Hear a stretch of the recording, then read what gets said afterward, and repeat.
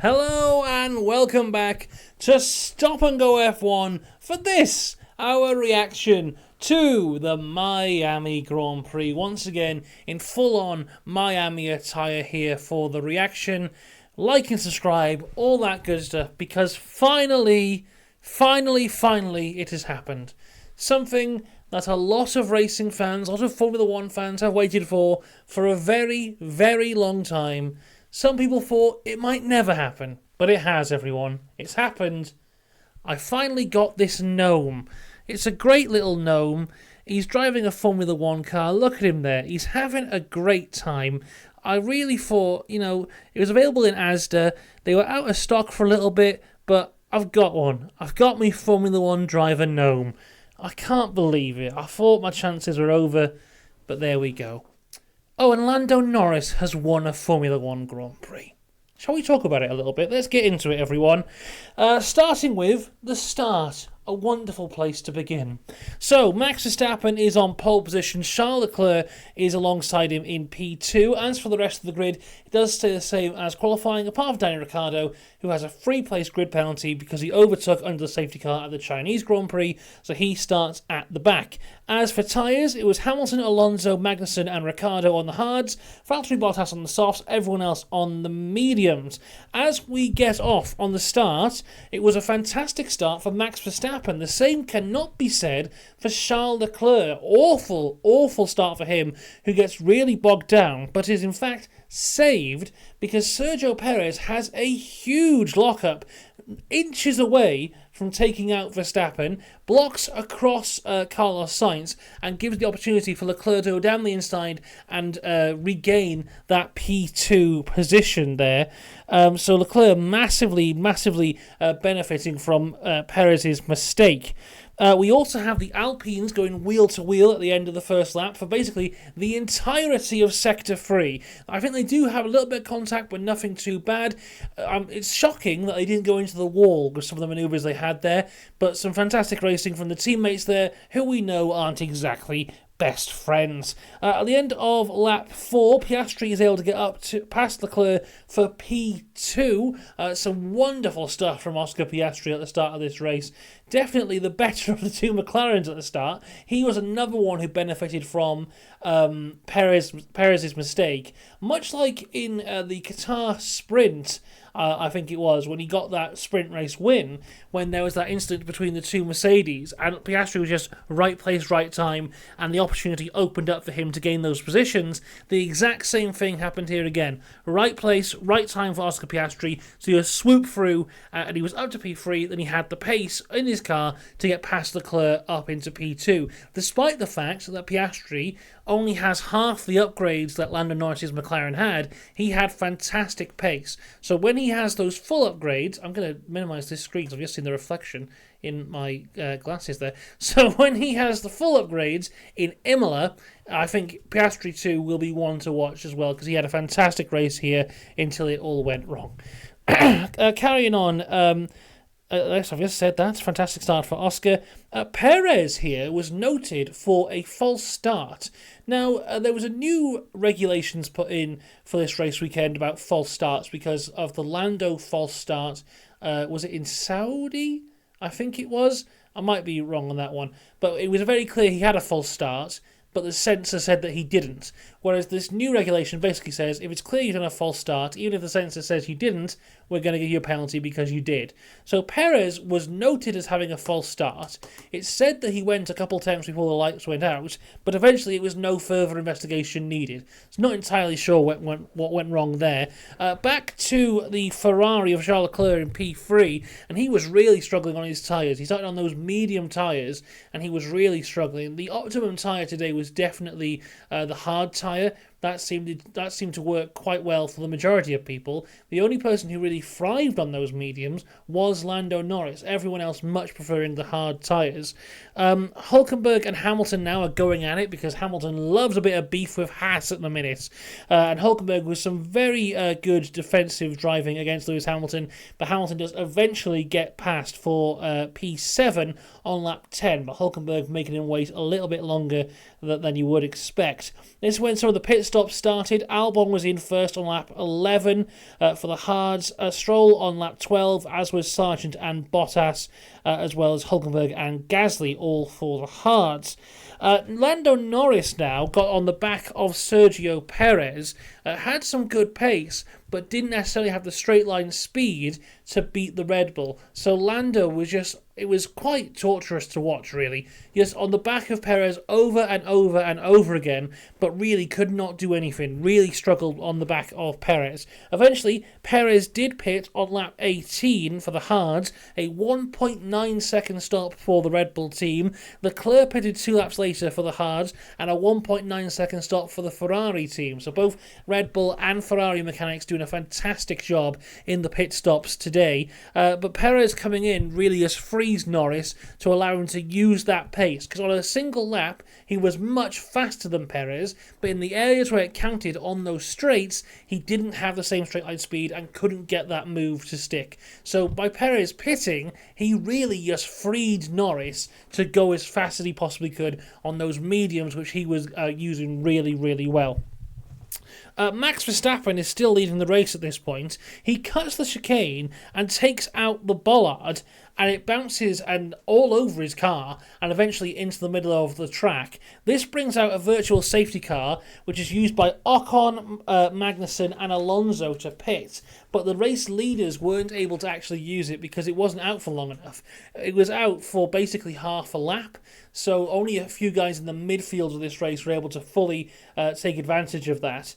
Despite this, when the virtual safety car ends, Verstappen, Russell, Hamilton, Piastri and Sainz all pit.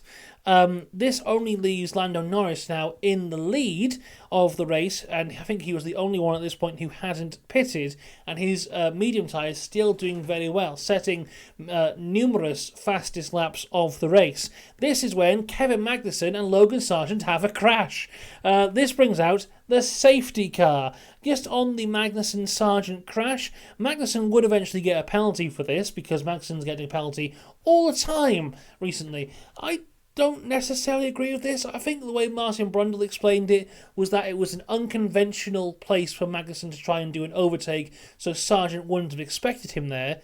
But surely Sargent should just be aware of where other cars are when he's fighting against them. I personally felt it was more Sargent's fault than Magnussen's fault, but the stewards obviously thought differently, and these two were at the back anyway, so why does it even matter? The most important thing is that the safety car is out, and it played perfectly into the hands of Lando Norris and McLaren. He had the gap to Max Verstappen, who was in second. He was still going quite well on those mediums, and the safety car coming out now was perfect for him. There will be some, and they are to be ignored, but there will be some who will try and downplay this for Lando, saying that he only won because the safety car came out at a perfect time. Which, yeah, he won because the safety car came out at a perfect time, but there'll be a race down the line, or there's been a race in the past when the safety car has screwed him. You win some, you lose some. But also, what I would say is Lando's pace on the mediums was fantastic when he pit. So he could have gone on for lap after lap after lap on those mediums, and I think even without the safety car, he still would have been in a very good position to win this race. So Lando, fantastic job from him today.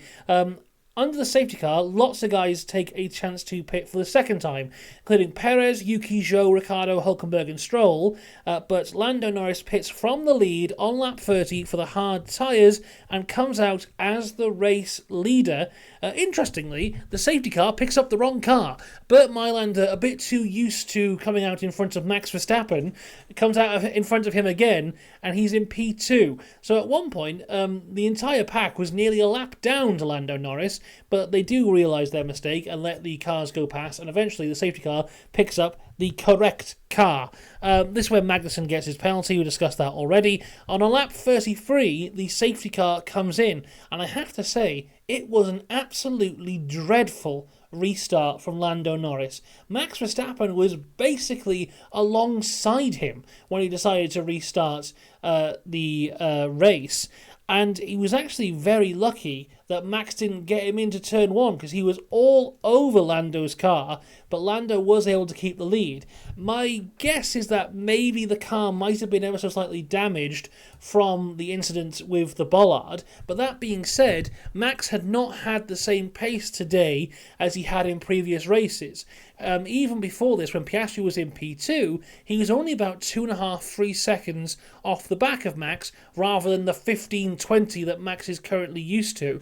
So it did seem like either McLaren and Ferrari were quicker, or the Red Bull wasn't as fine-tuned to this track as it has been to other tracks thus far.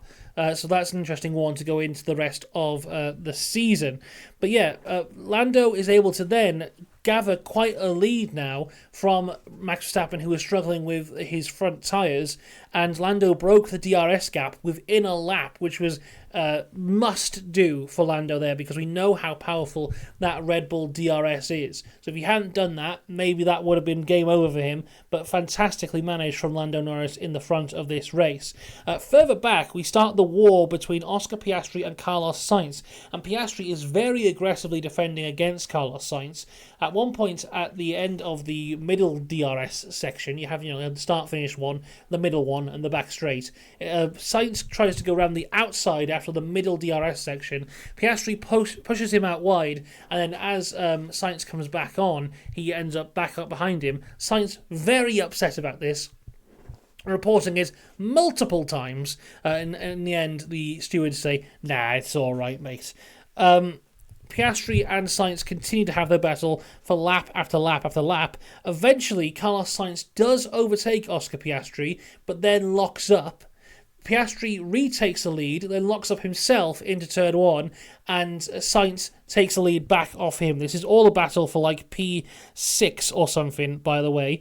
Then we see Piastri losing a lot of speed, and Hamilton and Perez are able to both get past him in one corner. It reveals that when Sainz had that initial lockup, Piastri actually went into the back of him, and he snapped the left half of his front wing completely in half. So Piastri had to pit from there. Up until that point, Piastri had been delivering a fantastic race, and I'm sure he would have had a fantastic result without that. I think not necessarily his fault. Well, not his fault at all, really. I would say a racing incident. I wouldn't want to give Sainz a penalty for that.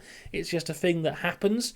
But Piastri still doing fantastic despite his placement at the end of this race. So he comes in and pits for new front wing on lap 41. We get a great battle between Alonso and Esteban Ocon. In all the excitement around Lando Norris, I think Esteban Ocon's drive is being massively overlooked because, we spoke about it a little bit yesterday, but that Alpine is massively improved from the start of this year, and Ocon at this point was battling Fernando Alonso for P9 and doing a great job too. Ocon, fantastic job this weekend, a fantastic drive for him. Eventually Fernando Alonso does get ahead of him on lap 48, but nonetheless fantastic from Esteban Ocon. Albon now is fighting near the back of the grid and just has the biggest lockup you've ever seen. Nearly hits the wall but manages to stay out of it, turns it round but is now at the back of the grid and pits last minute for soft tyres. As we come into the closing laps of the race now, they show the voting intentions for driver of the day, as they like to do. Third place was Piastri, which was no surprise. First place was Lando Norris by quite a considerable margin, also no surprise. Second place was Valtteri Bottas, who at that point was 17th, only beating Magnussen with his 1 million penalties, and Albon, who had just pitted on the last few laps of the race for softs. I went on Twitter because I thought maybe there was some kind of troll job going on of hashtag vote for Bottas or something like that. But no, there was nothing going on. I wonder if it was a mistake. Or if you know why people were voting for Bottas, let me know. But there you go. Checkered flag comes out. David Croft feels the urge of himself to mention Donald Trump, who might be imprisoned soon, so I'm not sure why he said that, but who knows, who cares. Lando Norris wins the Miami Grand Prix. Fantastic drive from him, really, really good, despite the fact he made 0 overtakes in this entire race. It was entirely a strategy race, which we must remember, when everyone says that this is the greatest race of all time, this was the most Max Verstappen way to win a race we've ever seen. It was a 100% strategy race. So when everyone says how fantastic this is and how Max Verstappen's wins are boring, this was basically the exact same thing. You just don't like Max Verstappen. Anyway, he came second. And to be fair to Max, he seemed much happier with a second place and Lando winning than he has done with some of his own wins. So fantastic from Max Verstappen. Charles Leclerc completes the podium in third. Carlos Sainz is in fourth. Sergio Perez completes the top 5. Lewis Hamilton, great result for him in P6. Yuki Tsunoda, another underrated drive, P7 for Yuki Tsunoda, great points there. Russell was 8th, Alonso was 9th, Esteban Ocon 10th, first point of the year for the Alpine team, well deserved. Nico Hülkenberg just missing out on points in the Haas in 11th. Gasly, great result for him in 12th. Stroll was 13th. Piastri had a fantastic comeback to 14th place. Zhou in 15th. Ricciardo 16th. Bottas 17th. Magnussen 18th. Albon 19th. And a DNF for Logan Sargent. A fantastic race. A worthy winner and one which will be remembered for quite a long time. Fantastic stuff from everyone involved. Now, we'll be back tomorrow with all the driver ratings, so make sure you subscribe for that. That'll be out tomorrow. Until then, though, let me know what you thought of this race in the comments. Remember to like and subscribe, and I will see you next time. Big love for the big gnome. End the video.